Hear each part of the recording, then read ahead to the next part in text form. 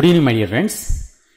ఈరోజు Eklavya daily current అఫైర్స్కి మీ అందరికీ స్వాగతం. ఈరోజు అంటే 2025 ఏప్రిల్ 22 యొక్క మన ఈరోజు పేపర్ న్యూస్లో ఉన్నటువంటి ప్రధానమైనటువంటి అంశాలు ఏంటంటే అంటే ఒకసారి చూసి అంటే కరెంట్ అఫైర్స్ అనేవి ఈ రోజు సంబంధించి ఏ విధంగా వచ్చే అవకాశం ఉంది, దానికి అనుబంధంగా జనరల్ స్టడీస్ విభాగంలో క్వశ్చన్స్ ఏ విధంగా వచ్చే అవకాశం ఉంది అనే దాని గురించి ఇప్పుడు మనం డిస్కస్ చేద్దాం. ఈరోజు అంటే ఏప్రిల్ 22వ తేదీ యొక్క అన్ని న్యూస్ పేపర్లలో ప్రధానంగా వచ్చినటువంటి విశేషాలు ఏంటంటే అన్నింటికన్నా నాకు ఎక్కువగా ఇంపార్టెంట్ అనిపిస్తున్నది ఏంటంటే మన భారతదేశం యొక్క అణు కార్యక్రమంలో 2వ అధ్యాయం ఈరోజు ప్రారంభమైంది. అదేంటి అంటే ఈరోజు పేపర్లో మీరు గమనించినట్లయితే తమిళనాడులో ఉన్నటువంటి కల్పకం అణు రియాక్టర్లో ఈ ప్రోటోటైప్ ఫాస్ట్ బ్రీడర్ రియాక్టర్ అనేది ప్రారంభించబడిందని కేంద్ర ప్రభుత్వం ప్రకటించిందనమాట. ఈ ప్రోటోటైప్ ఫాస్ట్ బ్రీడర్ రియాక్టర్ గురించి మనం చాలా ఇంపార్టెంట్, దీని మీద తప్పనిసరిగా క్వశ్చన్ వచ్చే అవకాశం ఉంది.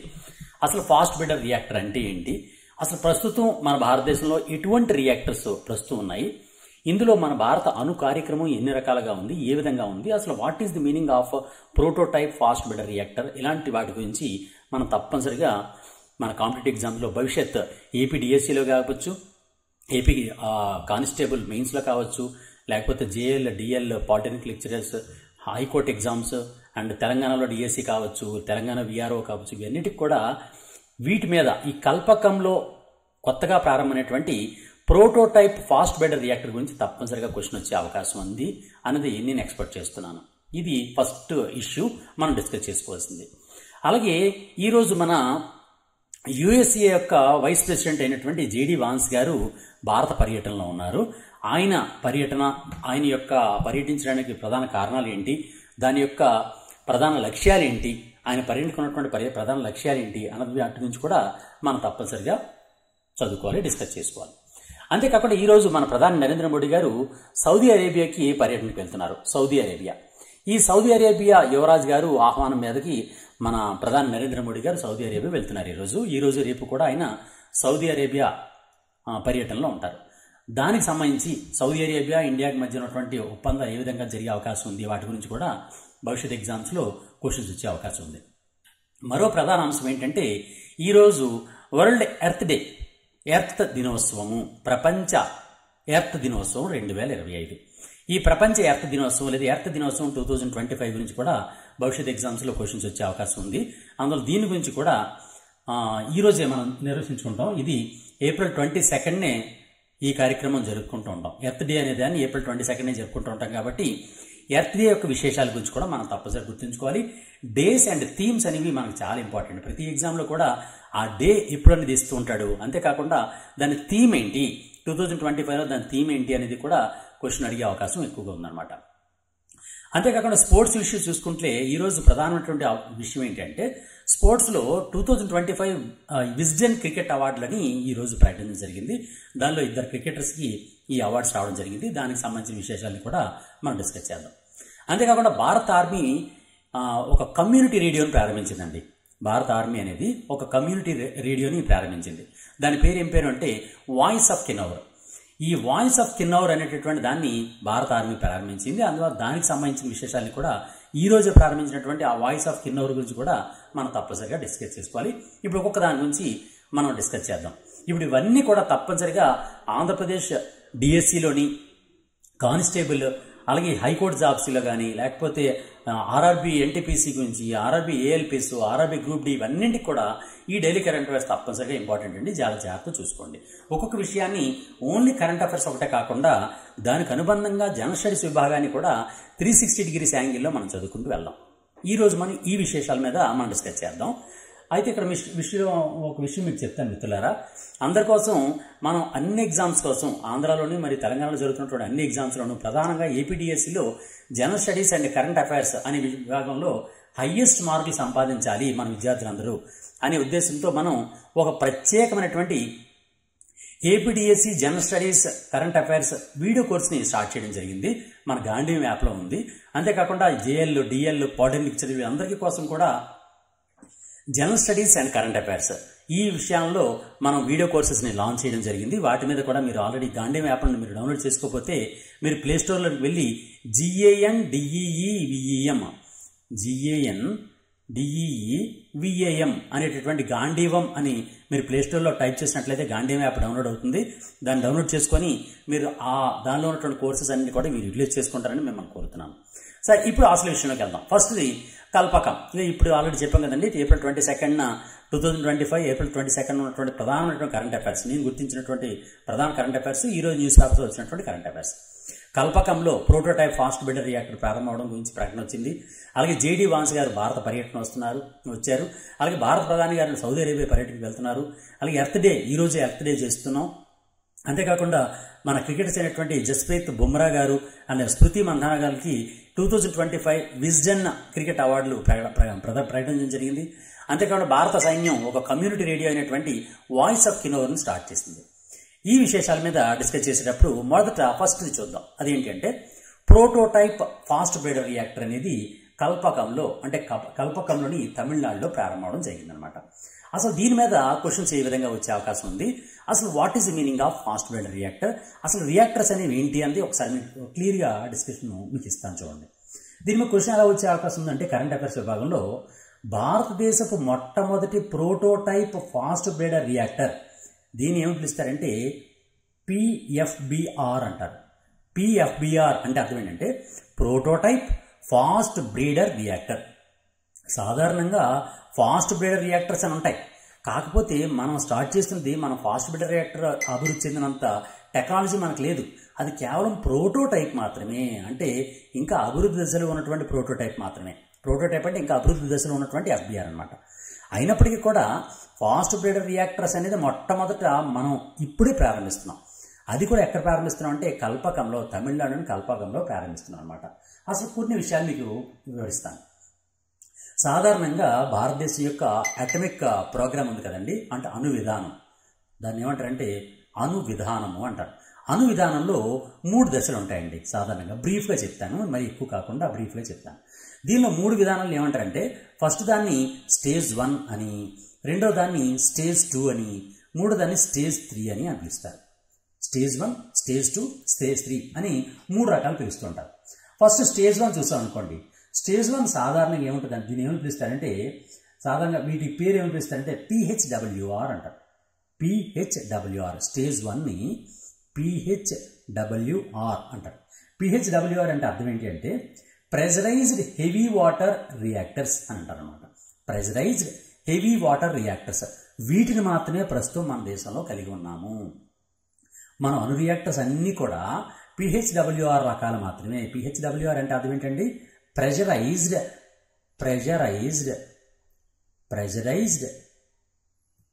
Heavy water reactors.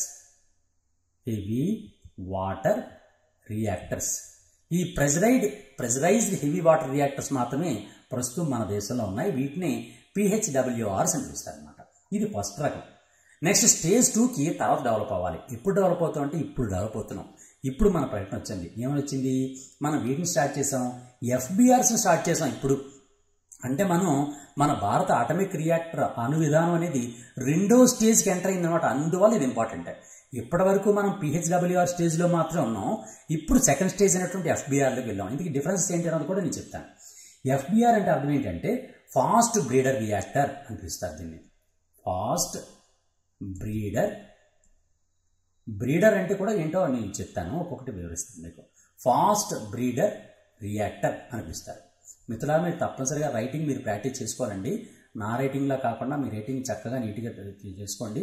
నా రైటింగ్ ఎందుకో అంత తెలుగు రైటింగ్ అస్సలు బాగుండదు. అందువల్ల మీకు నేను ఇస్తున్నటువంటి సలహా ఏంటి అంటే తప్పనిసరిగా రైటింగ్ మాత్రం మంచిగా ప్రాక్టీస్ చేయండి. ఎందుకంటే నేను మెయిన్స్లో, సివిల్ సర్వీసెస్ మెయిన్స్లోని అండ్ గ్రూప్ 1 మెయిన్స్లో కూడా తక్కువ మార్కులు సంపాదించడానికి మెయిన్ కారణం ఏంటంటే రైటింగే. అందువల్ల మీరు ఆ తప్పు చేయకుండా ఉండాలి అంటే రైటింగ్ మాత్రం ప్రాక్టీస్ చేయండి. ఓకే, ఇప్పుడు స్టేజ్ 3 చూద్దాం. స్టేజ్ 3ని ఏమంటారంటే AHWR అంటారు.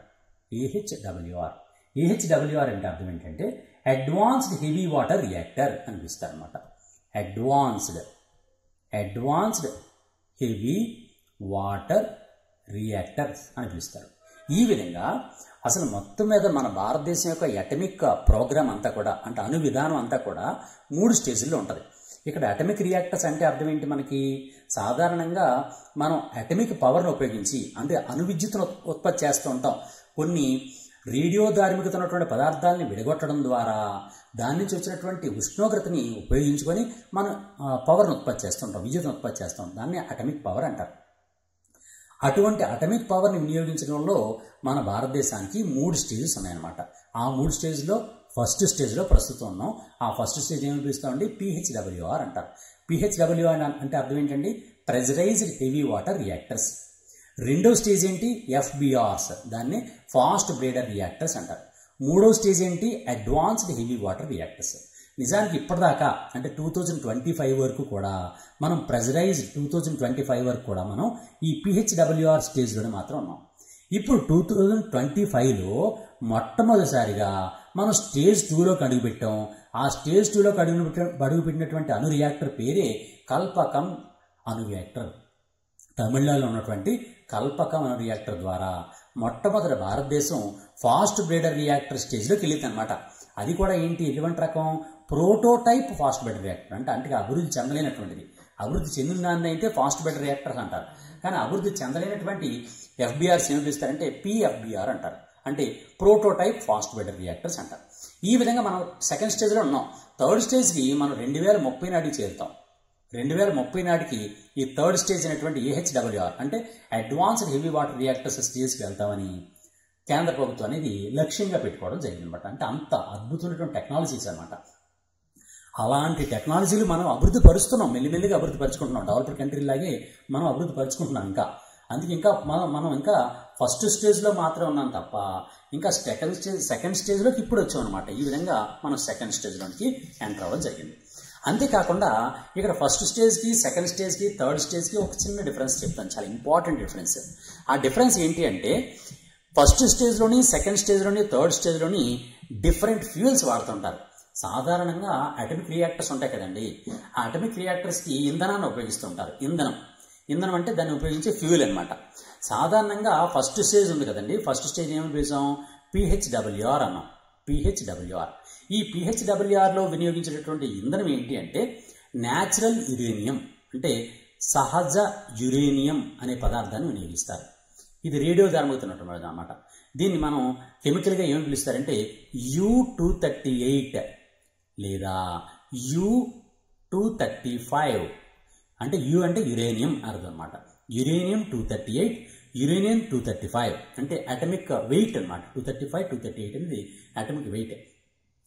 ఇవి కూడా రకాలన్నమాట. యురేనియంలోనే రకాలు ఏంటంటే Uranium-238, Uranium-235. ఈ Uranium-238, Uranium-235 మాత్రమే PHWRలో ఇంధనంగా ఉపయోగించడం జరుగుతూ ఉంటుంది అనమాట. ఇలా ఇంధనంగా ఈ సహజ యురేనియం వినియోగిస్తే దీని నుంచి ఏంటి ఉత్పత్తి అవుతుంది అంటే కొన్ని సంవత్సరాలు పోయిన తర్వాత ప్లూటోనియం అనేది ఉత్పత్తి అవుతుందండి. ప్లూటోనియం ఇవన్నీ కూడా రేడియో ధార్మికత కలిగినటువంటి అణువులు అనమాట. ఈ Plutonium-239 అనేది ఉత్పత్తి అవుతుంది. ఈ Plutonium-239 అనేది ఇప్పుడు మనకు ఉత్పత్తి అయింది కదండి. ఏంటి ఉత్పత్తి అయింది? ప్లూటోనియం ఉత్పత్తి అయింది. ఈ ప్లూటోనియం అనేది మరింత పవర్ఫుల్ అనమాట, యురేనియం కన్నా పవర్ఫుల్. ఈ ప్లూటోనియం ఏవైతే ఫస్ట్ PHWR ద్వారా ఉత్పత్తి అయినటువంటి ఇంధనం ప్లూటోనియం ఉందో దాన్ని సెకండ్ స్టేజ్లో వినియోగిస్తాం. దేనిలో ఉపయోగిస్తామండి? FBRస్లో ఉపయోగిస్తాం. FBRకి ఇంధనం ఏంటి? ప్లూటోనియం అనమాట. ఓకేనండి, అర్థమైంది కదండి మీకు. డిఫరెన్సెస్ మీకు తెలియడం కోసం మీకు చెప్తున్నాను. ఎందుకంటే మనం సైన్స్ అండ్ టెక్నాలజీలో చాలా ఇన్డెప్త్ అడుగుతున్నాడు క్వశ్చన్స్, అందుకని మీకు ఈ డీటెయిల్స్ చెప్తున్నాను. ఎందుకంటే ఈ ఫాస్ట్ బ్రేడర్ రియాక్టర్ అనేది మొట్టమొదటిసారిగా మనం భారతదేశంలో మొట్టమొదటిసారి స్టార్ట్ అయింది కాబట్టి దీని మీద క్వశ్చన్లు వస్తాయని నేను ఎక్స్పెక్ట్ చేస్తున్నాను తప్పనిసరిగా. అందుకే ఇంత క్లియర్గా చెప్తున్నాను. PHWR అంటే మనకు తెలుసు కదండి, ప్రెజరైజ్డ్ హెవీ వాటర్ రియాక్టర్. ఈ ప్రెజరైజ్డ్ హెవీ వాటర్ రియాక్టర్ అనేది పెద్దదైనటువంటి అణు రియాక్టర్లో పెద్ద అణు రియాక్టర్ ఈ విధంగా ఉంది. ఒక అణు రియాక్టర్. ఈ అణు రియాక్టర్ లోపల ఏంటి ఉపయోగిస్తారు? సహజ యురేనియంని ఉపయోగిస్తారు. సహజ యురేనియంని ఏమని పిలుస్తారంటే U-238 లేదా U-235 అనేదాన్ని వినియోగిస్తారు. ఈ U-238 లేదా U-35ని వినియోగించి ఇక్కడ కొత్తగా ఉత్పత్తి చేస్తారు ఒక ప్రత్యేకమైనటువంటి రేడియో ధార్మికమైనటువంటి పదార్థాన్ని. ఆ పదార్థం పేరే ప్లూటోనియం. Plutonium-239 అనేదాన్ని వినియోగిస్తారు. ఈ ప్లూటోనియం 239ని సెకండ్ స్టేజ్ అయినటువంటి ఎఫ్బిఆర్కి వినియోగిస్తూ ఉంటారు. ఎఫ్బిఆర్లో ఇంధనం ఏంటండి? ప్లూటోనియంని వినియోగించి ఎనర్జీని ఉత్పత్తి చేస్తారు. ఎనర్జీని ప్లూటోనియం ఉత్పత్తి చేస్తే అప్పుడు మళ్ళీ కొత్తదైనటువంటి మరొక ఇంధనం ఉత్పత్తి అవుతూ ఉంటుందన్నమాట. మరో ఇంధనం. ఆ ఇంధనం ఏంటి అని అంటే ప్లూటోనియం అనేటటువంటి దాన్ని వినియోగిస్తే ఉత్పత్తి అయినటువంటి పదార్థం ఏంటి అంటే యురేనియం 233 అనేది ఉత్పత్తి అవుతుంది. చూసారా ఈ డిఫరెన్సెస్? ఇందాక మనం 238, 235 అన్నాం కదండి. ఇప్పుడు సెకండ్ స్టేజ్లో ప్లూటోనియం ఇంధనాన్ని ఉపయోగిస్తే ఎఫ్బిఆర్ ద్వారా యురేనియం 233 ఉత్పత్తి అయింది. ఈ యురేనియం 233 అనేది థర్డ్ స్టేజ్ ఇంధనం. థర్డ్ స్టేజ్ పేరు ఏం పేరండి? ఏహెచ్డబ్ల్యూఆర్. ఏహెచ్డబ్ల్యూఆర్ అంటే అడ్వాన్స్డ్ హెవీ వాటర్ రియాక్టర్స్. ఈ అడ్వాన్స్డ్ హెవీ వాటర్ రియాక్టర్లో ఉపయోగించేటువంటి ఇంధనం పేరు ఏం పేరు అంటే యురేనియం 233. ఈ యురేనియం 233ని మనం వినియోగించుకుంటే దీని ద్వారా ఏంటి ఉత్పత్తి అవుతుందట? థోరియం అనేది ఉత్పత్తి అవుతుందట. థోరియం, దాని పేరు థోరియం. ఈ థోరియం ఎప్పుడైతే ఉత్పత్తి అయిందో ఈ థోరియం అనేది కంటిన్యూస్గా ఇదే థోరియంని మళ్ళీ అడ్వాన్స్ హెవీ వాటర్ రియాక్టర్లో ఉపయోగించి మనం కంటిన్యూస్ ప్రాసెస్గా ఎనర్జీని ఉత్పత్తి చేసే అవకాశం ఉంటుందన్నమాట.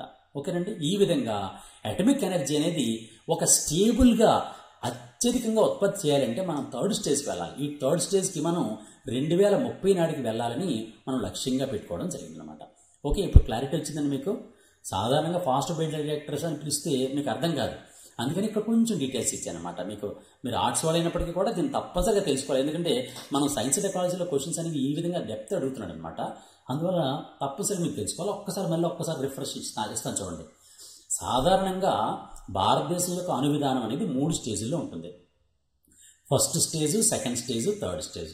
ఫస్ట్ స్టేజ్ని ఏమంటారంటే పిహెచ్డబ్ల్యూఆర్ అంటారు. ఆ అణు రియాక్టర్నే పిహెచ్డబ్ల్యూఆర్ అంటారు. పిహెచ్డబ్ల్యూఆర్ అంటే అర్థం ఏంటండి? Pressurized heavy water reactors. Second స్టేజ్ని ఎఫ్బిఆర్స్ అంటారు. ఎఫ్బిఆర్ అంటే అర్థం ఏంటండి? ఫాస్ట్ బ్రేడర్ రియాక్టర్స్ అని అర్థం. నెక్స్ట్ స్టేజ్ 3ని ఏహెచ్డబ్ల్యూఆర్ అంటారు. అంటే అర్థం ఏంటండి? అడ్వాన్స్డ్ హెవీ వాటర్ రియాక్టర్స్ అని అర్థం. ప్రస్తుతం మన భారతదేశం పిహెచ్డబ్ల్యూఆర్ స్టేజ్లో మాత్రమే ఉంది. ఈ పిహెచ్డబ్ల్యూఆర్ స్టేజ్లో ప్రజెంట్ కొనసాగుతూ మనం ఇప్పుడు ఎఫ్బిఆర్లోకి ఈ రోజు నుంచి అడుగు పెడుతున్నామని ఒక ప్రకటన విడుదలైందనమాట. ఇప్పుడు దానికొన్న డిఫరెన్సెస్ మరో చిన్న డిఫరెన్స్ చూపిస్తాను. ఏంటి? పిహెచ్డబ్ల్యూఆర్లో ఇప్పటిదాకా మనం ఏంటి ఉపయోగించాం? న్యాచురల్ యురేనియం అయినటువంటి U238, U235 ఇది న్యాచురల్గా దొరుకుతుంది. భూమి మీద మనం గనులు తవ్వుతున్నప్పుడు యురేనియం నిక్షేపాలు దొరుకుతాయి.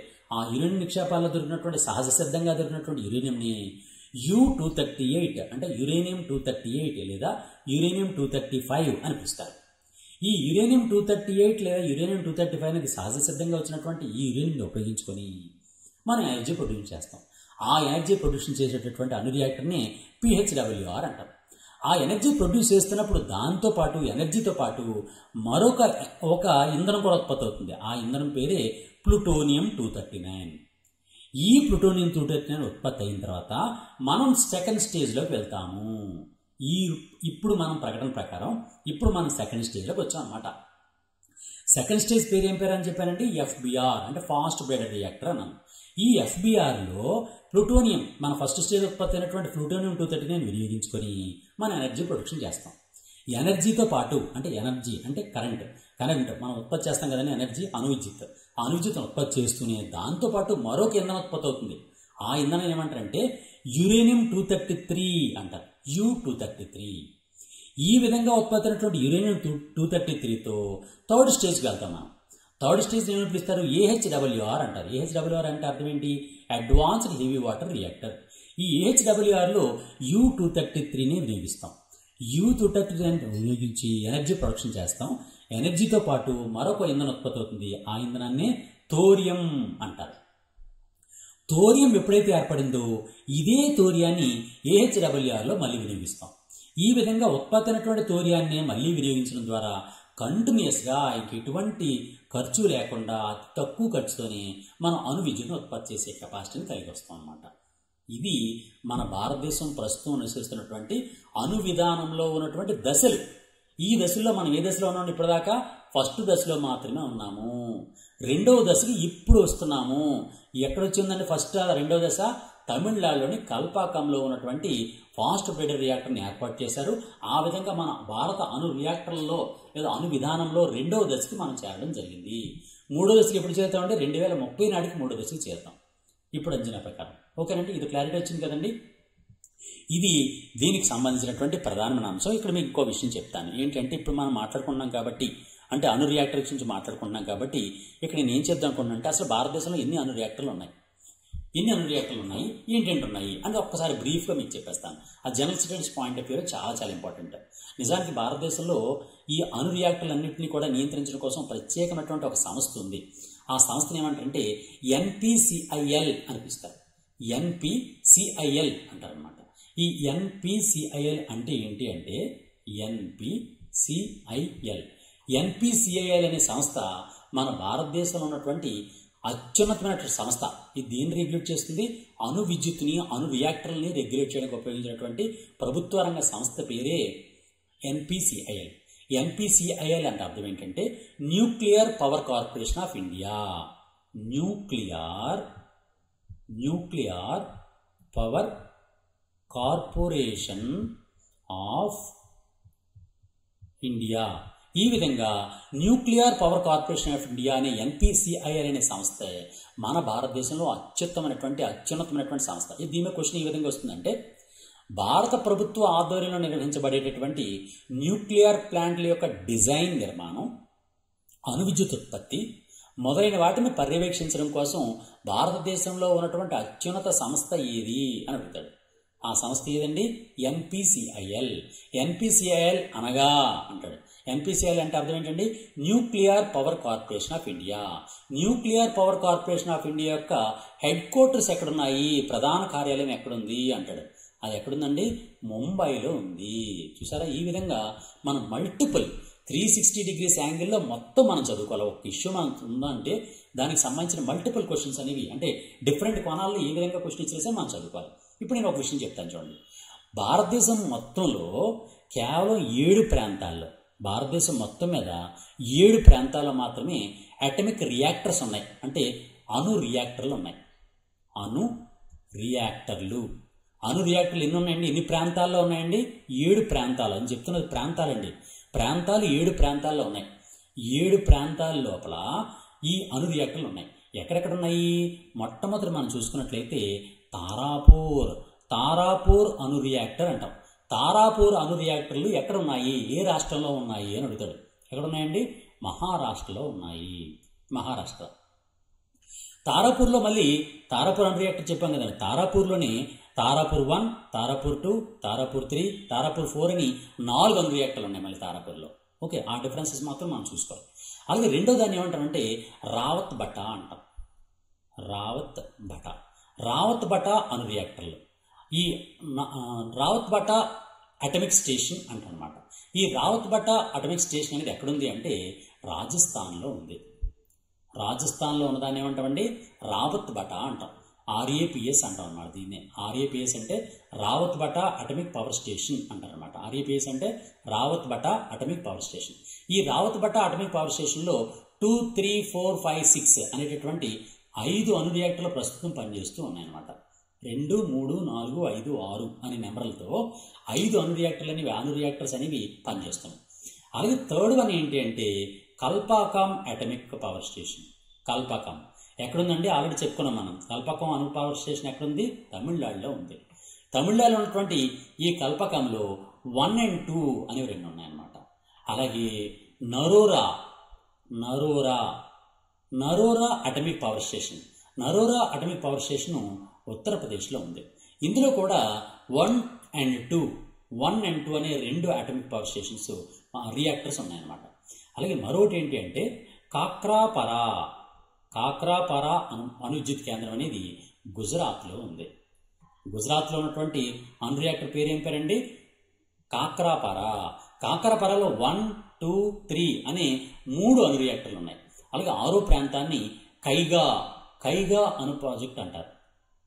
కైగా అటమిక్ పవర్ స్టేషన్ అంటారు. ఆ కైగా అటమిక్ పవర్ స్టేషన్ అనేది కర్ణాటకలో ఉంది. కర్ణాటకలో ఉన్నటువంటి కైగా అటమిక్ పవర్ స్టేషన్లో 1, 2, 3, 4 అనే 4 అటమిక్ స్టేషన్స్ ఉన్నాయి. అలాగే 7th వన్, లాస్ట్ అయినటువంటి 7th one Kudankulam power project. Kudankulam atomic power station. Kudankulam, దాని పేరు కుడంకులం, అది కూడా తమిళనాడులోనే ఉంది. దీనిలో 1 and 2 అనే 2 అటమిక్ పవర్ స్టేషన్స్ ఉన్నాయన్నమాట. ఈ విధంగా మొత్తం మన భారతదేశంలో 7 చోట్ల 7 ప్రాంతాల్లో అణు రియాక్టర్లు ఉన్నాయి. అందులో 2 తమిళనాడులోనే ఉన్నాయి. ఆ 2 ఏంటంటే కల్పకం పవర్ స్టేషన్ ఒకటి, అటమిక్ పవర్ స్టేషన్ ఒకటి, కుడంకులం ఒకటి. కల్పకము కుడంకులం 2 కూడా తమిళనాడులోనే ఉన్నాయి. మహారాష్ట్ర ఉన్నదాన్ని ఏమంటామండి? తారాపూర్ అంటాం. రాజస్థాన్ ఉన్నదాన్ని ఏమంటాం? రావత్ బట్టా అంటాం. ఉత్తరప్రదేశ్ ఉన్నదాన్ని ఏమంటాం? నరూరా ఆటమిక్ పవర్ స్టేషన్ అంటారు. గుజరాత్లో ఉన్నదాన్ని కాక్రాపారా అంటారు. కర్ణాటకలో ఉన్నదాన్ని కైగా అటమిక్ పవర్ స్టేషన్ అంటారు. ఈ విధంగా మొత్తం 7 ప్రాంతాల్లో ప్రస్తుతానికి మన భారతదేశం మొత్తం మీద పవర్ స్టేషన్స్ ఉన్నాయి. అయితే ఇక్కడ మరొక విషయం చెప్తాను మీకు. ఈ మధ్య జస్ట్ 1 month or 2 months బ్యాక్కి కేంద్ర ప్రభుత్వం ఒక ప్రత్యేకమైన ప్రకటన విడుదల చేసింది. ఏంటి ఆ ప్రకటన అంటే, కొత్తగా మేము 10 ప్రాంతాల్లో అటమిక్ పవర్ స్టేషన్స్ పెడుతున్నాము అని ప్రకటించింది అనమాట. ఎన్ని ప్రాంతాలండి? 10 ప్రాంతాల్లో అటమిక్ పవర్ స్టేషన్స్, కొత్త ప్రాజెక్టులు. పాతవి కాకుండా కొత్త ప్రాజెక్టులు. కొత్తగా మరో 10 అణు రియాక్టర్లను కడుతున్నామని ప్రకటించడం జరిగింది. అవి ఏ ప్రాంతాల్లో కడుతున్నారంటే, అవి మొత్తం 6 ప్రాంతాల్లో 10 అటమిక్ రియాక్టర్లను ఏర్పాటు చేయాలని కేంద్ర ప్రభుత్వం నిర్ణయించింది. ఆ కొత్తగా ఏర్పాటు చేస్తున్నటువంటి ఆ ప్రాంతాలు ఏ ప్రాంతాలండి? అటమిక్ పవర్ స్టేషన్స్ ఏర్పాటు చేస్తున్నటువంటి లేదా అణు రియాక్టర్లను ఏర్పాటు చేస్తున్నటువంటి ప్రాంతాలు. కొత్తగా భారతదేశంలో అణు రియాక్టర్లను ఏర్పాటు చేస్తున్నటువంటి ప్రాంతాలు ఏంటంటే, మొదటిది జైతాపూర్ అటమిక్ పవర్ స్టేషన్. ఎక్కడుంది అంటే మహారాష్ట్రలో మహారాష్ట్రలోని జైతాపూర్లో ఒక అటమిక్ పవర్ స్టేషన్ పెడుతున్నారు. అదేవిధంగా గోరఖ్పూర్ అనేది హర్యానాలో ఉందండి. హర్యానాలో ఉన్నటువంటి గోరఖ్పూర్ పవర్ స్టేషన్ ఉత్తరప్రదేశ్లో ఉన్నది కాదండి, హర్యానాలో ఉన్నటువంటి గోరఖ్పూర్ అనమాట. హర్యానాలో ఉన్నటువంటి గోరఖ్పూర్ పవర్ స్టేషన్, గోరఖ్పూర్లో కూడా ఒక పవర్ స్టేషన్ పెడుతున్నారు. అలాగే మరొక పవర్ స్టేషన్ ఏమని పిలుస్తారంటే మితివిర్ది అంటారు. మితివిర్ది. ఈ మితివిర్ది అటమిక్ పవర్ స్టేషన్ అనేది గుజరాత్లో ఏర్పాటు చేస్తున్నారు. గుజరాత్లోని మితివిర్ది అనే విలేజ్లో ఏర్పాటు చేస్తున్నారు కాబట్టి దాన్ని మితివిర్ది అటమిక్ పవర్ స్టేషన్ అంటారు. అలాగే 4వది చాలా ఇంపార్టెంట్ అండి. ఎందువల్లంటే అది మన ఆంధ్రప్రదేశ్లోనే ఏర్పాటు చేస్తున్నారు. అది ఎక్కడ అంటే కొవ్వాడ, శ్రీకాకుళం జిల్లా కొవ్వాడలో, ఆంధ్రప్రదేశ్లోని శ్రీకాకుళం జిల్లా కొవ్వాడ అనే ప్రాంతంలో కొవ్వాడ అటమిక్ పవర్ స్టేషన్ అనే దాన్ని ఏర్పాటు చేస్తున్నారు. అలాగే మధ్యప్రదేశ్లో చుట్కా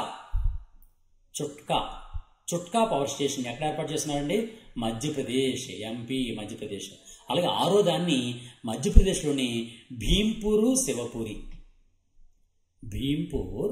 అండ్ శివపురి అనే ప్రాంతాల్లో, ఈ మధ్యప్రదేశ్లోని భీంపూర్ అండ్ శివపురి ప్రాంతాల్లో కూడా అటమిక్ పవర్ స్టేషన్స్ కొత్తగా ఏర్పాటు చేయడం జరుగుతుందన్నమాట. ఈ విధంగా కొత్తగా 10 అటమిక్ పవర్ స్టేషన్స్ని మహారాష్ట్రలోని జైతాపూర్లోను, హర్యానాలోని గోరఖ్పూర్లోను, గుజరాత్లోని మితివిర్దిలోను, ఆంధ్రప్రదేశ్లోని కొవ్వాడలోను, మధ్యప్రదేశ్లోని చుట్కాలోను, మధ్యప్రదేశ్లోనే భీంపూరు, శివపురి అనే ప్రాంతాల్లో కూడా కొత్తగా పవర్ స్టేషన్స్ని ఏర్పాటు చేయడం జరుగుతుందని కేంద్ర ప్రభుత్వం ప్రకటించడం జరిగిందనమాట. ఇది మనం గుర్తుంచుకోవాల్సినటువంటి అత్యంత ఇంపార్టెంట్ అయినది. మీరు ఏ ఎగ్జామ్ ప్రిపేర్ అవుతున్నా అవి మాత్రం తప్పనిసరిగా మీరు గుర్తుంచుకోవాలి. ఓకే, నెక్స్ట్ ఇంకో కొన్ని పాయింట్లు చెప్తాను చూడండి. అసలు what is the meaning of atomic reactor? అసలు అటమిక్ రియాక్టర్ అంటే ఏంటి? అణు రియాక్టర్ అంటే ఏంటి అంటే ఒక్క పాయింట్ చెప్తాను మీకు, ఎందుకంటే ఒక క్లారిటీ రావాలి మనకి. ఎందుకంటే దీని మీద చాలాసార్లు క్వశ్చన్ అడుగుతున్నాడండి. మన సైన్స్ అండ్ టెక్నాలజీ అన్నామంటే తప్పనిసరిగా అడుగుతున్నటువంటి క్వశ్చన్లు ఇవి. అందువల్ల నేను కొంచెం ఇండెప్త్ చెప్తున్నాను, ఏం కంగారు పడకండి. తప్పనిసరిగా మీకు ఈజీగా అర్థమయ్యేటట్టుగా చెప్తాను. అణు రియాక్టర్ అంటే ఏంటో ఒకసారి చెప్తాను చూడండి. అణు శక్తిని వినియోగించుకొని, సాధారణంగా ఒక యాటమ్ ఉందనుకోండి, యాటమ్ లోపల మధ్య భాగంలో న్యూక్లియస్ ఉంటుంది, కేంద్రకం ఉంటుంది. దాని చుట్టూ ఎలక్ట్రాన్లు తిరుగుతూ ఉంటాయి. ఇలా కేంద్రకం చుట్టూ ఎలక్ట్రాన్లు తిరుగుతూ ఉంటాయి. ఇటువంటి ఎలక్ట్రాన్లు తిరుగుతున్నటువంటి ఈ యాటమ్ అంటే పరమాణువు అంటాం. ఆ పరమాణువు అనేది విఘటనం చెందదు. కానీ ఏదైనా బలవంతంగా దీన్ని విఘటనం చెందిస్తే దీని నుంచి ఇంచుమించుగా 2,00,000 డిగ్రీల సెంటిగ్రేడ్ ఉష్ణోగ్రత అవుతుంది. ఒక యాటమ్ని ఒక చిన్నదన్నటువంటి అంటే మన పదార్థం ఉంది కదండి, ఓళ్ళని అన్ని పదార్థాలే. ఆ పదార్థాన్ని చిన్న చిన్న భాగాలు చేస్తే అణువులు ఏర్పడతాయి. అణువులు ఇంకా చిన్న భాగాలు చేస్తే పరమాణువు అవుతుంది. ఆ పరమాణువుని యాటమ్ అంటాం. ఆ యాటమ్ అనేది ఈ విధంగా ఉంటుంది, అది విఘటనం చెందదు.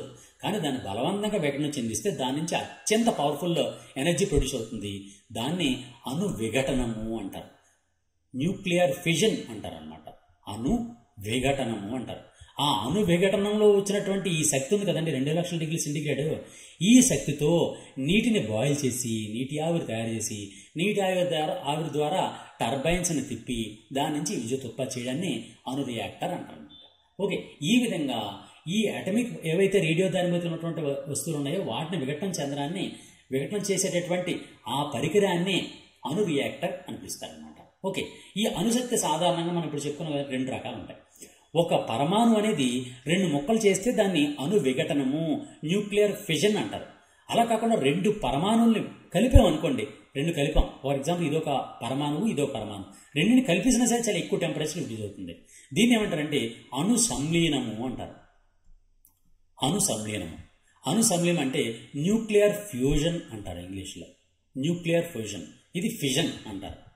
ఫిజన్ వేరు, ఫ్యూజన్ వేరు. ఫిజన్ అంటే విఘటనం, ఫ్యూజన్ అంటే కలిపేయడం. ఈ న్యూక్లియర్ ఫిజన్ టెక్నాలజీ ఎక్కడ వినియోగిస్తారంటే యాటమ్ బాంబ్స్. యాటమ్ బాంబ్ అంటాం కదండి, యాటమ్ బాంబ్స్. ఆ యాటమ్ బాంబ్స్లో వినియోగించేటటువంటి టెక్నాలజీ ఏదంటే అణు విఘటనము, న్యూక్లియర్ ఫిజన్. హైడ్రోజన్ బాంబులో వినియోగించేటటువంటి సూత్రం ఏది అంటే అణు సంలీనము, న్యూక్లియర్ ఫ్యూజన్. ఓకే, డిఫరెన్స్ అర్థమైంది కదండి. అటమిక్ బాంబులో ఏ టెక్నాలజీ వాడతారు? అణు విఘటనం, న్యూక్లియర్ ఫిజన్ వాడతారు. హైడ్రోజన్ బాంబులు అయితే అటమిక్ ఫ్యూజన్ వాడతారు, అణు సంలీనం వాడతారు అనమాట. అది ఆ డిఫరెన్సెస్ అనేది మనం చాలా జాగ్రత్తగా గుర్తుంచుకోవాలి.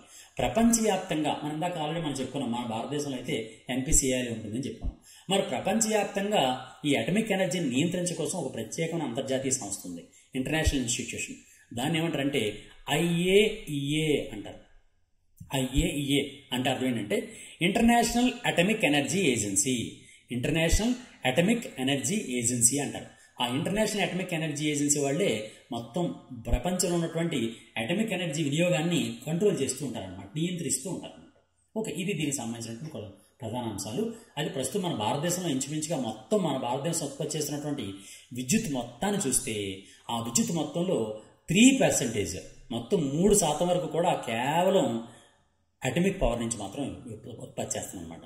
అంటే మన భారతదేశం ఉత్పత్తి చేసినటువంటి మొత్తం ఎనర్జీలో అటమిక్ ఎనర్జీ శాతం ఎంతండి?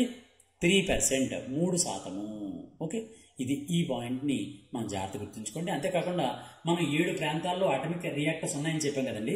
ఆ 7 ప్రాంతాల్లోని కలిపి మొత్తం ఉన్నటువంటి అణు రియాక్టర్ల సంఖ్య ఎంత అంటే 24 అణు రియాక్టర్లు ఉన్నాయండి. మొత్తం అణు రియాక్టర్ల సంఖ్య ఎంత? 24. ప్రస్తుతం పనిచేస్తున్నటువంటి 24 అణు రియాక్టర్లు ఉన్నాయి. ఈ 24 అణు రియాక్టర్ల ద్వారా ఉత్పత్తి అవుతున్నటువంటి మొత్తం అణు విద్యుత్ ఎంత అంటే 6,780 మెగావాట్లు. 6,780 మెగావాట్ విద్యుత్ అనేది ఉత్పత్తి చేస్తున్నాం. ఈ 6,780 మెగావాట్లు కూడా మొత్తం మన భారతదేశం యొక్క విద్యుత్తులో 3% అనమాట. మొత్తం మనం భారతదేశం ఉత్పత్తి చేస్తున్న మొత్తం విద్యుత్తులో 3% అనమాట. అది ఆ విధంగా మనం గుర్తుంచుకోండి. ఇప్పటిదాకా అణు రియాక్టర్లు అన్నీ కూడా, మన అటమిక్ రియాక్టర్స్ ఉన్నాయి కదండి, అణు రియాక్టర్లు అన్నీ కూడా కేవలం న్యూక్లియర్ ఫిజన్ అంటే అణు విఘటనం మాత్రమే. ఇప్పుడు ఇక్కడ చెప్పాను కదండి, అణు విఘటనం అంటే విడిపోవడం, ముక్కలైపోవడం. ఆ అణు విఘటనం మాత్రమే వినియోగిస్తున్నాయి, అణు సంలీనం లేదు. కానీ మొట్టమొదటిసారిగా జస్ట్ 1 month బ్యాకే అణు సంలీన ప్రక్రియ ద్వారా ఉత్పత్తి అయినటువంటి అణు రియాక్టర్ని ఒక దేశం కనిపెట్టింది. ఆ దేశం ఏది అంటే సౌత్ కొరియా. ఇవన్నీ చాలా చాలా ఇంపార్టెంట్ అండి. చాలా జాగ్రత్త చూసుకోండి, ఎక్కడ మీకు దొరకదో చాలా చాలా జాగ్రత్త చూసుకోవాలి. మిత్రులారా, మీరు ఇంత ఇంపార్టెంట్ మెటీరియల్ చెప్తున్నాను కాబట్టి మీరు తప్పనిసరిగా నాకు ఒక సహాయం మీరు అందించాలి. అదేంటి అంటే తప్పనిసరిగా మీ మిత్రులకు మన వీడియో షేర్ చేయండి. ఎక్కువ మంది ఎప్పుడైతే చూసారో నాకు కూడా చాలా ఇంట్రెస్ట్ కలుగుతుంది. మీరు ఎప్పుడైతే తక్కువ చూసారో నేను డిస్కరేజ్ అవుతాను. అందువల్ల తప్పనిసరిగా దయచేసి మీ అందరూ కూడా నా మీద అభిమానంతో తప్పనిసరిగా మీ వంతు కనీసం ఒక్కొక్కరైనా సరే మీరు షేర్ చేయండి అండ్ లైక్ చేయండి. తప్పనిసరిగా ఈ వీడియోని లైక్ చేయండి. మీరు కనీసం లైక్ చేసినా సరే ఎక్కువ మందికి వెళ్తుంది. అలాగే కామెంట్ పెట్టండి తప్పనిసరిగా. నేను ఈ రోజు నుంచి ప్రతిరోజుసారి కూడా మనం చెప్పినటువంటి టాపిక్ మీద ఒక క్వశ్చన్ ఇస్తాను. ఆ క్వశ్చన్ మీరు ఆన్సర్ అనేది కామెంట్ రూపంలో తెలియజేయండి తప్పనిసరిగా. అంతేకాకుండా లైక్ కూడా చేయండి తప్పనిసరిగా, ఎక్కువ మందికి వెళ్తుంది. అంతేకాకుండా మీ మిత్రులు కూడా షేర్ చేయండి. మీకు ఉన్నటువంటి వీడియోల్లో కూడా, అంటే వాట్సాప్ గ్రూపుల్లో కూడా తప్పనిసరిగా దీన్ని షేర్ చేయండి తప్పనిసరిగా. సరే, ఈ విధంగా ఇప్పుడు మనం చెప్పినటువంటి న్యూక్లియర్ ఫ్యూజన్ ఉంది కదండి, న్యూక్లియర్ ఫ్యూజన్ దాన్ని ఏమన్నా న్యూక్లియర్ ఫ్యూజన్ ని అణు సంలీనము అన్నాం. అణు సంలీనము అనే ప్రక్రియ ద్వారా మొట్టమొదటిసారిగా ప్రపంచంలోనే మొట్టమొదటిసారిగా ఉత్పత్తి చేయబడినటువంటి అణు రియాక్టర్ ఏ దేశం నిర్మించింది అంటే సౌత్ కొరియా, దక్షిణ కొరియా నిర్మించింది. ఆ దక్షిణ కొరియా నిర్మించినటువంటి దాన్ని ఏమంటారంటే ప్రత్యేకంగా ఒక ప్రత్యేకమైన దాని మీద పరిశోధన చేయడం జరిగింది. ఆ రియాక్టర్ ఏమి పిలుస్తారంటే KSTAR ఫ్యూజన్ రియాక్టర్ అని పిలుస్తున్నారు దాన్ని. KSTAR ఫ్యూజన్ రియాక్టర్ అనే దాన్ని సౌత్ కొరియా డెవలప్ చేసింది. దీనిలో ఇప్పటివరకు అన్ని అణు రియాక్టర్లో కూడా అటమిక్ ఫిజన్ అంటే అణు విఘటన మాత్రం వినియోగించారు. కానీ మొట్టమొదటిసారిగా ప్రపంచంలోనే మొట్టమొదటిసారిగా అణు సంలీనాన్ని వినియోగించింది అనేటువంటి అణు రియాక్టర్ని ఉత్పత్తి చేయడం జరిగిందనమాట. అందువల్ల అణు సంలీనం ద్వారా మరింత ఎక్కువ అణుజ్యోతి ఉత్పత్తి చేయడం అనేది పాసిబుల్ అవుతూ ఉంటుందన్నమాట. ఓకే, ఇది దీనికి సంబంధించినటువంటి ప్రధాన అంశాలండి. నెక్స్ట్ మరొక అంశంలోకి వెళ్దాం. మరొక అంశం ఏంటంటే ఈరోజు మనం ఎర్త్ డే అనేది చేస్తున్నాం. ఎర్త్ డే అంటే భూమిని పరిరక్షించాలి. ఈ భూమిని పరిరక్షించాలి అనే ఉద్దేశంతో మనం చేస్తున్నటువంటి దాన్ని ఎర్త్ డే లేదా ఎర్త్ దినోత్సవము అంటారు. ఎర్త్ దినోత్సవము. ఈ ఎర్త్ దినోత్సవం అనేది ప్రతి సంవత్సరం కూడా ఎప్పుడు నిర్వహిస్తారండి? April 22 నిర్వహిస్తారు. April 22 అంటే ఈ రోజే April 22. ప్రతి సంవత్సరం కూడా April 22వ తారీఖున ఈ ఎర్త్ డే అనే దాన్ని చేస్తుంటారు. మనం తప్పనిసరిగా ఒక డే గుర్తుంచుకున్నాం అంటే దానికి సంబంధించినటువంటి థీమ్ ఏంటి అని గుర్తుంచుకోవాలి. థీమ్ 2025 ఈ సంవత్సరం యొక్క థీమ్ ఏంటి? 2025లో ఎర్త్ దినోత్సవం యొక్క థీమ్ ఏంటి? ఇతివృత్తము ఏంటి అంటాడు. తెలుగులో ఈ థీమ్ని ఇతివృత్తము అంటారనమాట. ఇతివృత్తము అంటే థీమ్ అని అర్థం అనమాట.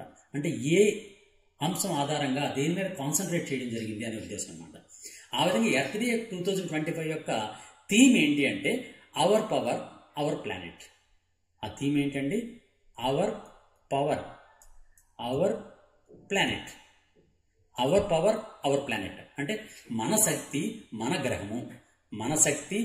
గ్రహము లేదా అవర్ పవర్ అవర్ ప్లానెట్ అనేది 2025 ఎర్త్ డే యొక్క థీమ్ అనమాట. ఇది ప్రధానమైనటువంటి థీమ్. ఇక్కడ మనం తప్పనిసరిగా గుర్తుంచుకోవాల్సిన అంశం ఏంటంటే అసలు ఏ లక్ష్యంతో ఈ ఎర్త్ డే నిర్వహిస్తున్నారంటే 2030 నాటికి పునరుత్పాదక శక్తిని ఉత్పత్తిని 3 ఇంతల వరకు పెంచాలి అనే ఉద్దేశంతో ఈ థీమ్ని తీసుకోవడం జరిగిందనమాట. ఈ థీమ్ని ఎందుకు తీసుకున్నారంటే 2030 నాటికి ఏదైతే రెన్యూవబుల్ ఎనర్జీ ఉందో ఆ రెన్యూవబుల్ ఎనర్జీ అంటే సౌరశక్తి, పవన శక్తి, హైడ్రోజన్ ఎనర్జీ, జియోథర్మల్ ఎనర్జీ ఇలా ఏవైతే పునరుత్పాదక ఎనర్జీ ఉంటుందో అటువంటి వాటిని ఎక్కువ 3 ఇంతలు ఇప్పుడు ఉన్నటువంటి దానికన్నా 3 ఇంతలు పెంచాలి అనే ఉద్దేశంతో దీన్ని చేయడం జరిగిందనమాట. ఇది మనం గుర్తుంచుకోవాల్సినటువంటి ప్రధాన పాయింట్. అదే ఎర్త్ డే అనే దాన్ని మొట్టమొదటిసారిగా ఎప్పుడు నిర్వహించారు అంటే 1970లో దీన్ని నిర్వహించుకోవడం జరిగింది. ఇది ఎందుకోసం నిర్వహించారంటే ప్రధానంగా దేని మీద దృష్టి పెడతారంటే పునరుత్పాదక శక్తి మీద ప్రపంచవ్యాప్తంగా దృష్టిని కేంద్రీకరించే లక్ష్యంతో ఈ ఎర్త్ డేని నిర్వహిస్తూ ఉంటారన్నమాట. ఎందుకంటే ఈ శిలాజనాలను వినియోగించడం ద్వారా ప్రపంచం యొక్క లేదా భూమికి ప్రమాదం వాటిల్లుతోంది అనే ఉద్దేశంతో ఈ ఎర్త్ డే అనే దాని ద్వారా రెన్యూవబుల్ ఎనర్జీ సోర్సెస్ ఏవైతే పునరుత్పాదక ఎనర్జీ ఉంటుందో పునరుత్పాదక శక్తి వనరులు ఉంటాయో వాటిని పెంపొందించాలనే ఉద్దేశంతో 1970 April 22న దీన్ని మొట్టమొదటిసారిగా ప్రారంభించడం జరిగిందనమాట. దీన్ని స్థాపించిన వ్యక్తి ఎర్త్ డే అనే దాన్ని స్థాపించిన వ్యక్తి ఎవరు అని కూడా అడగచ్చు. దానికి అమెరికా సెనేటర్ అయినటువంటి గేలోడ్ నెల్సన్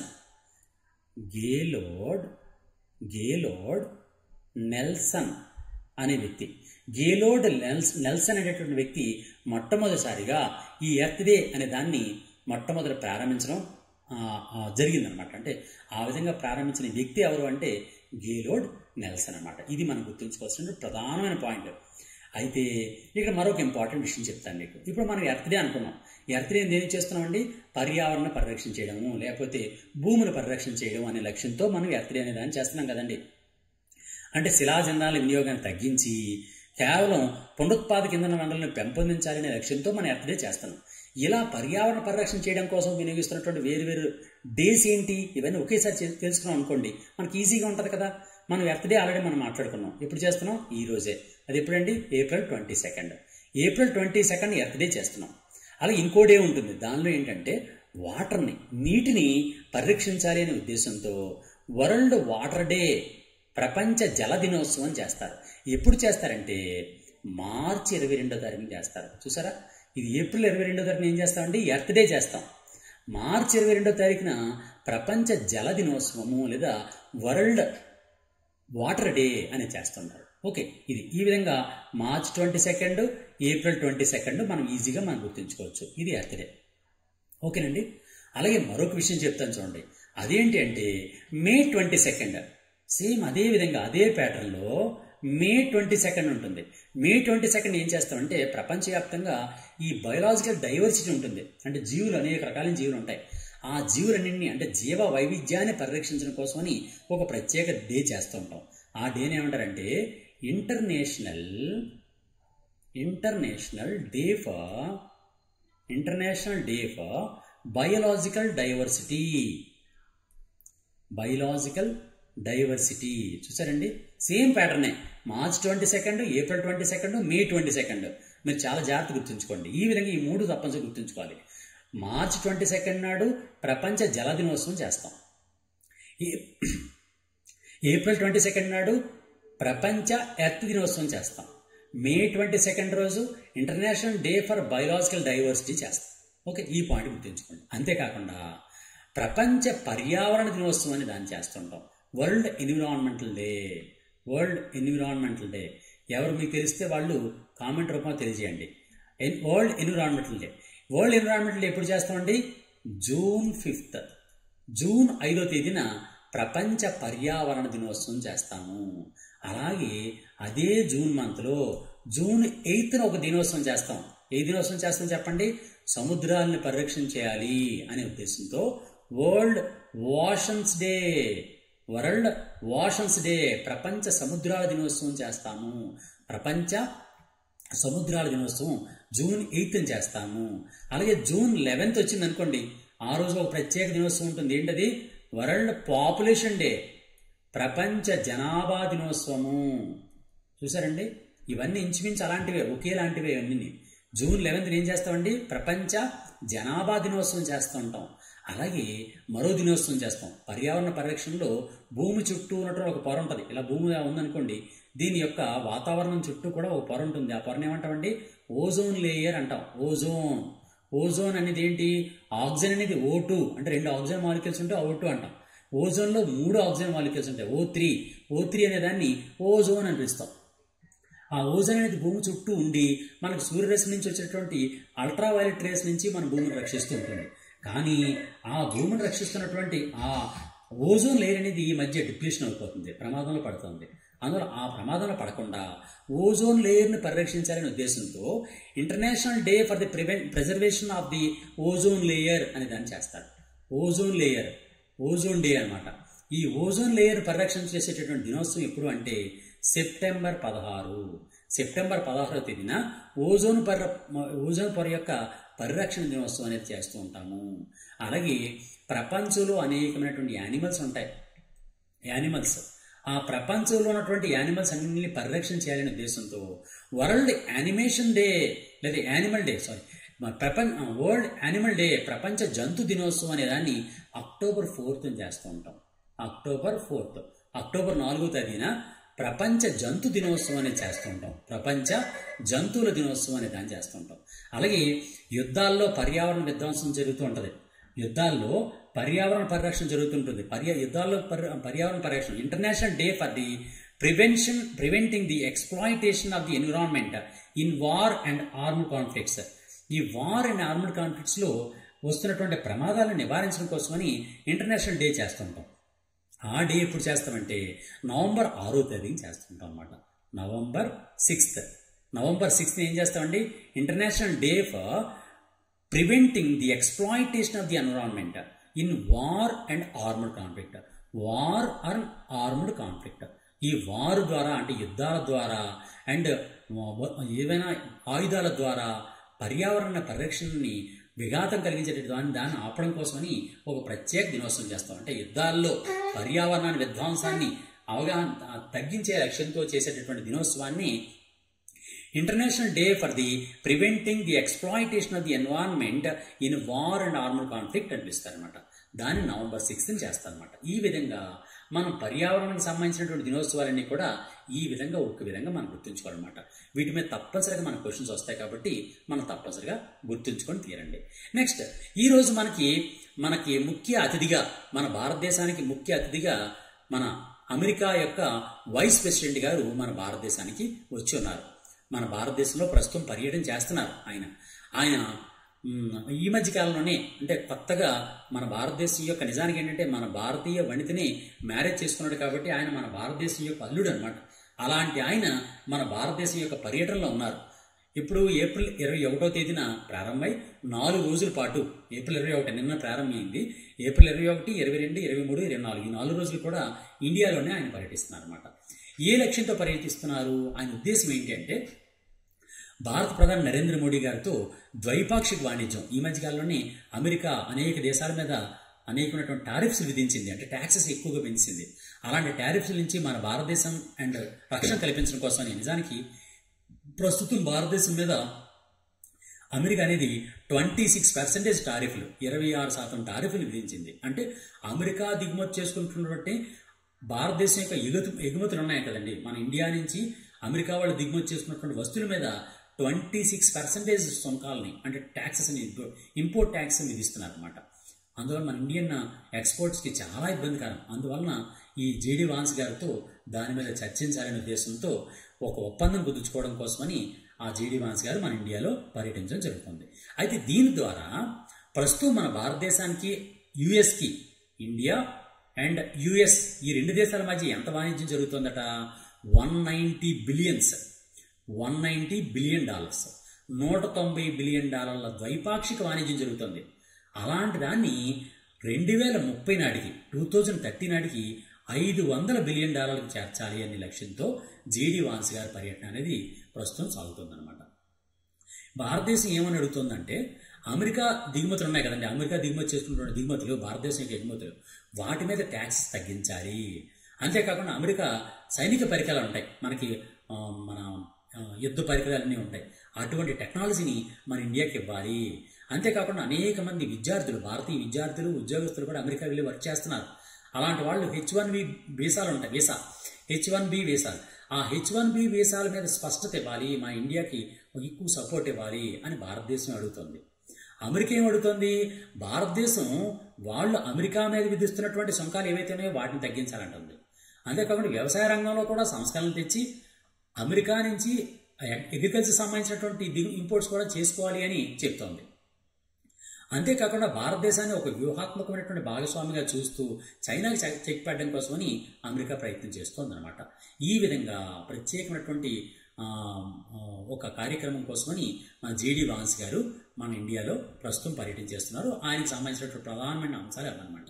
దాని ప్రధానంగా ఏంటంటే వాణిజ్యాన్ని అభివృద్ధి పరచుకోవాలని, చైనాకి చెక్ పెట్టాలని, అంతేకాకుండా మనం అమెరికాకి అండ్ మనకి ఉన్నటువంటి ఒప్పందాలు పెంచుకోవాలని, అలాగే సంయుక్తంగా మిలిటరీ ఎక్సైజ్ని పెంచుకోవాలనే లక్ష్యాలతో మన ప్రధాని నరేంద్ర మోడీ గారు అండ్ జేడీ వాన్స్ గారు ప్రస్తుతం చర్చించడం జరుగుతుందన్నమాట ఈరోజు.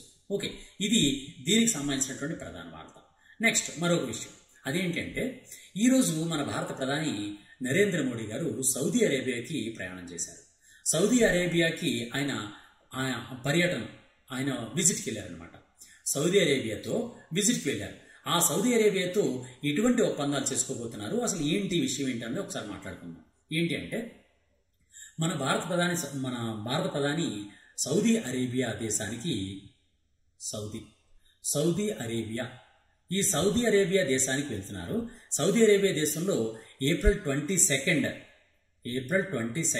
అండ్ 23 ఈ 2 రోజులు కూడా ఆయన సౌదీ అరేబియాతో చర్చిస్తున్నారు అనమాట. అంటే వేరు అంశాల మీద చర్చిస్తున్నారు. ఎక్కడ ఈ సమావేశం జరుగుతుందంటే, సౌదీ అరేబియా క్యాపిటల్ ఏంటంటే, సౌదీ అరేబియా క్యాపిటల్ రియాద్. ఈ సౌదీ అరేబియా క్యాపిటల్ అయినటువంటి సౌదీ అరేబియా క్యాపిటల్ రియాద్లో ఈ మన ప్రధాని నరేంద్ర మోడీ గారు అక్కడ పర్యటించి ఆ దేశం యొక్క కింగ్ గారితో, ఎవరైతే రాజు గారు ఉంటారో ఆయనతో సమావేశం ఏర్పాటు చేస్తారు.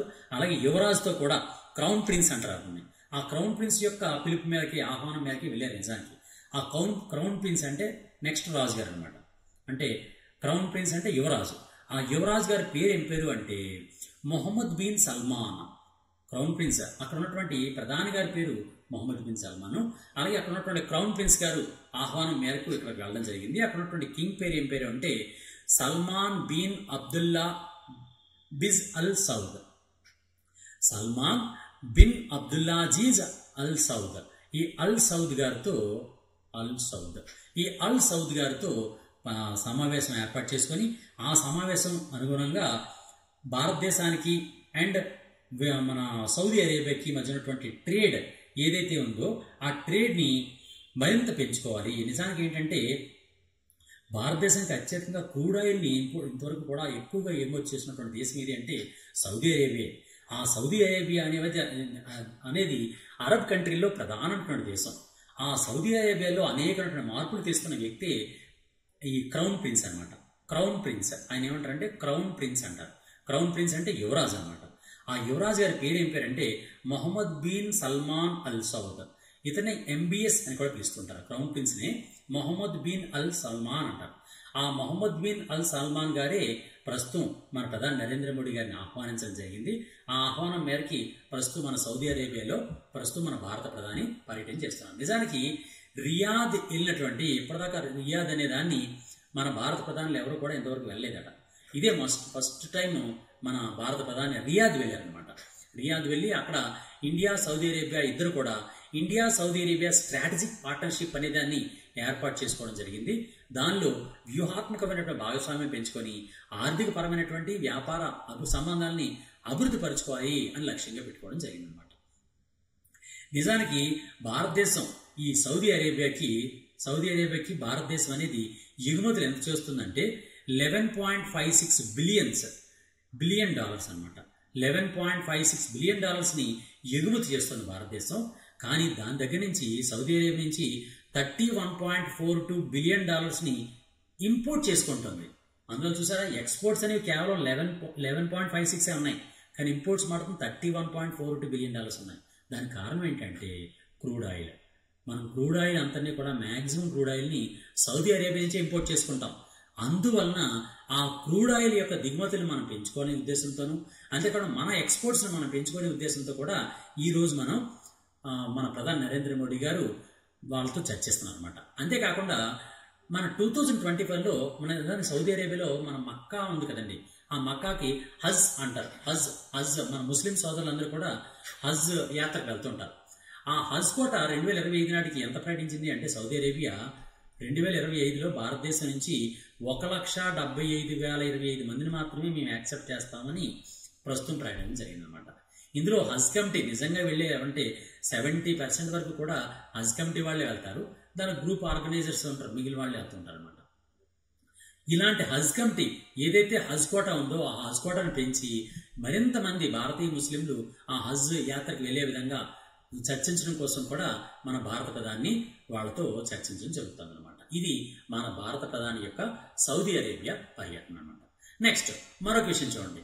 ఈ రోజు జరిగినటువంటి మరొక ప్రధానమైనటువంటి విషయం ఏంటి అంటే మన భారత సైన్యం ఉంది కదండి. భారత సైన్యం అనేది ఈ రోజు ఒక కొత్త రేడియోని ప్రారంభించిందండి. ఒక కమ్యూనిటీ రేడియో అనమాట.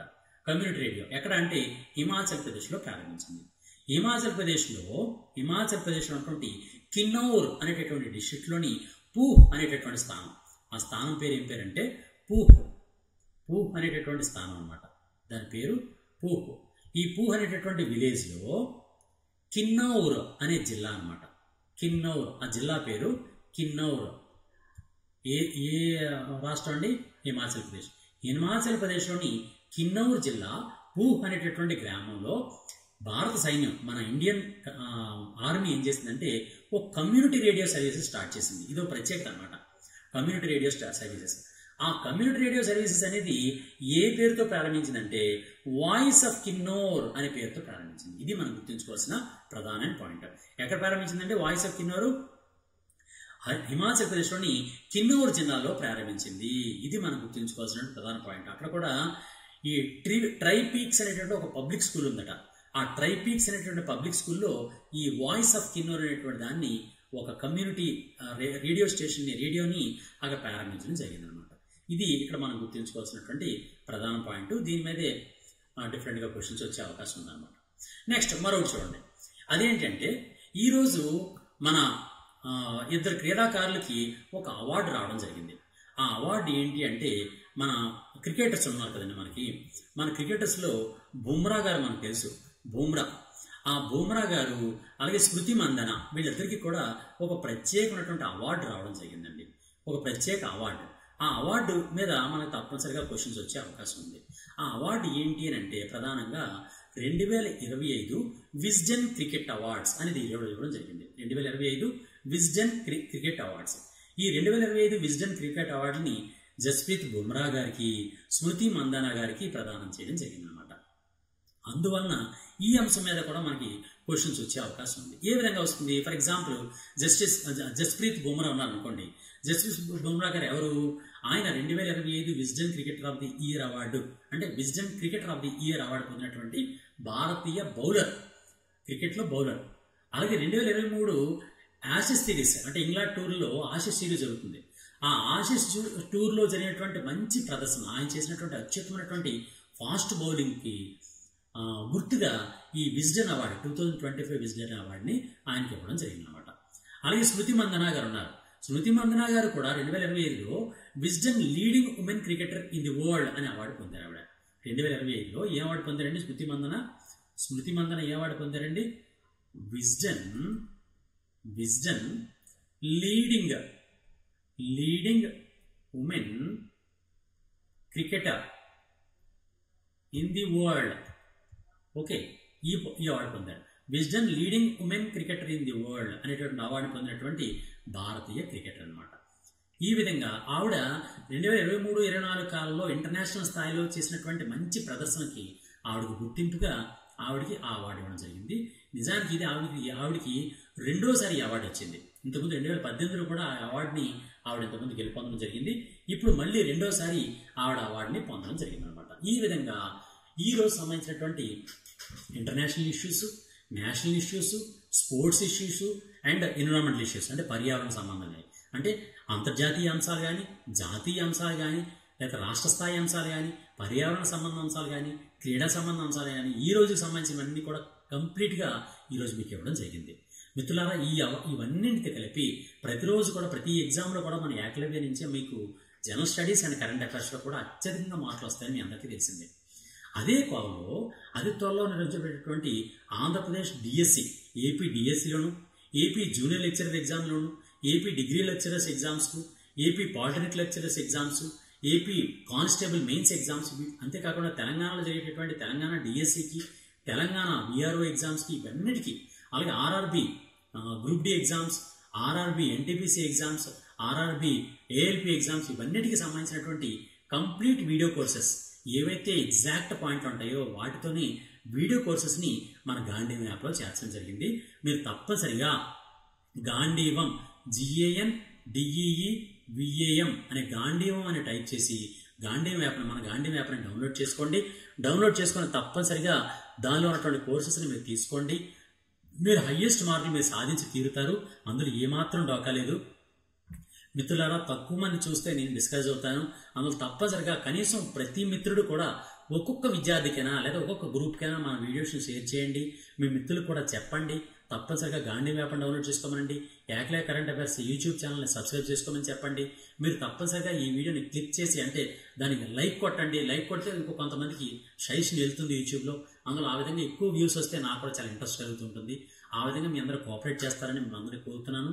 ప్రతిరోజు కూడా ఈ విధంగానే కంప్లీట్ వీడియోస్ని ఎవ్రీడే మీకు అందిస్తాను కంపల్సరిగా.